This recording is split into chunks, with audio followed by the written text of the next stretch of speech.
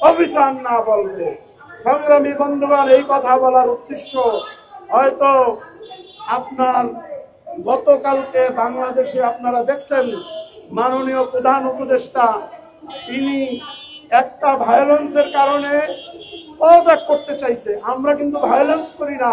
সেদিন আমাদের প্রার্থীর উপরে যেই হামলা হয়েছিল আপনারা জানেন না, সেদিন ওই বরিশাল ঘুরাইয়া দিতে পারতাম, কিন্তু আমাদের মহতারাম আমির বলছেন নো, আমরা ভায়োলেন্সে বিশ্বাস না। কিন্তু আমি আজকের এই সভা থেকে বরিশালবাসীর পক্ষ থেকে আমি দাবি জানাই, সর্বস্তরের মানুষ এখন মুফতি ফয়জুল করিম সাহেবকে চায়। আমাদের কাজ হইল রাষ্ট্রের যে দায়িত্ব আমানত, এই আমানত খেয়ানত না করে জনগণের দোরগোড়ায় পৌঁছাইয়া দেওয়ার জন্য একমাত্র বিশ্বস্ত প্রার্থী। আমি গ্যারান্টি দিয়ে বললাম, মুফতি সৈয়দ ফয়জুল করিমকে আপনারা যদি বসান, আপনি বসান, আপনার সম্মান বাড়বে, ইজ্জত বাড়বে, ইসলামের ইজ্জত বাড়বে, একটা এদিক সেদিক হবে না। এই গ্যারান্টি দিয়ে আমি আমার বক্তব্য এখানেই শেষ করছি। সংগ্রামী ভাইরা আমার, বরিশালে মুফতি সৈয়দ মোহাম্মদ ফয়জুল করিম শাইখে চরমনাইকে মেয়র ঘোষণার দাবিতে আমরা ঢাকাস্থ বরিশালবাসীর ব্যানারে আজকের এই মানববন্ধন কর্মসূচিতে এখন বক্তব্য রাখছেন বরিশাল উন্নয়ন ফোরামের সংগ্রামী মহাসচিব হাফেজ মোহাম্মদ সিদ্দিকুর রহমান।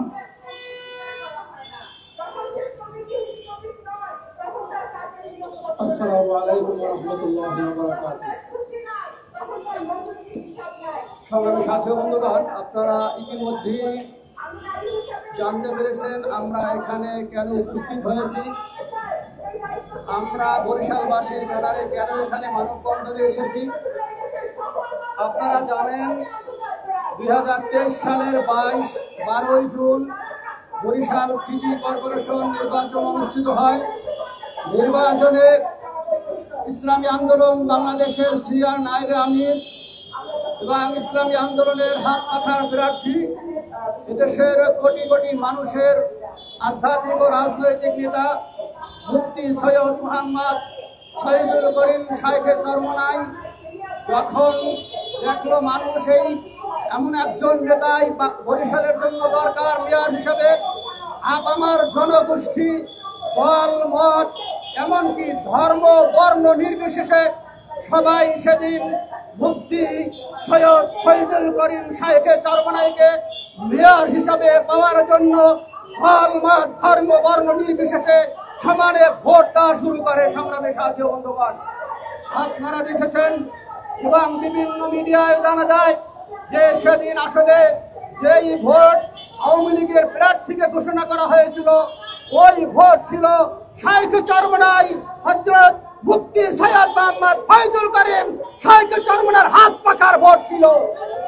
কিন্তু ওদের ভোট ছিল, আমাদেরকে যে ভোটটা ঘোষণা করা হয়েছিল ওই ভোট ছিল তাদের, আর আমাদের ভোট ওদের নাম দিয়ে ওদের প্রার্থীকে ঘোষণা করা হয়েছে। সম্মানিত উপস্থিতি, আমি একটি কথা বলতে চাই, সেদিনকার ভোটের ব্যাপারে বিএনপি জাতীয়তাবাদী দল বিএনপির মহাসচিবের একটি ভিডিও ভাইরাল হচ্ছে। সেখানে সেও বলছেন যে মুফতি ফয়জুল করিম যখন নাকি বিজয়ের দ্বার প্রান্তে, তখন এই ফ্যাসিস্ট সরকার তার সেই বিজয়কে ছিনিয়ে নিয়ে তার নৌকা মার্কার প্রার্থীকে বিজয় ঘোষণা করেছে। মির্জা ফখরুল ইসলাম আলমগীর সাহেব এই কথাটি বলেছেন। আমি আর বেশি বিস্তারিত কথা বলতে চাই না। আমি বর্তমান সরকারকে একটি কথা বলতে চাই, আজকে মানববন্ধনের মাধ্যমে 1 নম্বর সিগন্যাল দিলাম। যদি এই 1 নম্বর সিগন্যালে আপনাদের কানে পানি না যায়, যদি মুফতি সৈয়দ ফয়জুল করিম শাইখে চরমনাইকে বরিশালের মেয়র ঘোষণা করা না হয়, তাহলে এই 1 নম্বর সিগন্যাল থেকে সিগন্যাল 3-এ যাবে, এরপর সিগন্যাল 5-এ যাবে, এরপর সিগন্যাল 7-এ যাবে, এরপর 10-এ গিয়ে এমন দণ্ড তৈরি করা হবে যে আপনারা সেই দিন মুফতি ফয়জুল করিমকে মেয়র ঘোষণা করতে বাধ্য হবেন। কথা ঠিক কিনা? সংগ্রামী সাথী বন্ধুগণ, আমরা দেশকে ভালোবাসি, আমরা দেশকে মহব্বত করি, যার কারণে বর্তমান সরকার অনেকটাই এখন বিব্রতকর অবস্থায় আছে বিভিন্ন কারণে আপনারা জানেন। আমরা চাই না এই সরকারকে আবারও অন্য কোনো চাপ দিয়ে তাদেরকে বিব্রত করে। সুতরাং বর্তমান সরকারকে বলতে চাই, চিটাগাঙ্গে চট্টগ্রামে মেয়র ঘোষণা করেছেন, বরিশালে মেয়র, ঢাকাতে মেয়র ঘোষণা করেছেন, অনতি বিলম্বে বরিশালেও মুফতি সৈয়দ মোহাম্মদ ফয়জুল করিম। Immigration to Canada.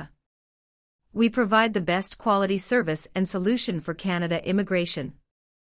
Please visit our website and contact for details.